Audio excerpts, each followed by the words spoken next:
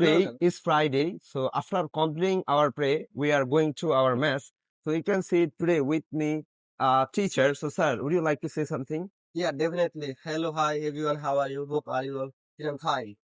Today we are today Friday. That's why we are doing Juma Salah, and now we will go our mass because we are bachelor.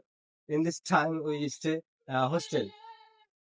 Okay, yeah. So what is your how is your feeling after completing our prayer? Today is Friday. So you say something for our audience. Alhamdulillah, Alhamdulillah. I am Muslim and I feel proud. And I'm the Ummah of the Prophet Muhammad Sallallahu Alaihi Wasallam. And after completing Salah, every time I feel cozy and I refresh my mind as well as my mind, and I like it. I always try to practicing 5 times Salah.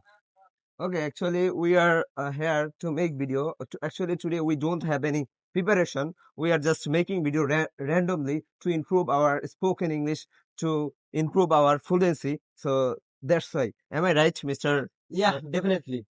We just overcome for feeling shy or in front of the people when we speak, and I want to be a fluent speaker, public speaker. That's why I want to just try.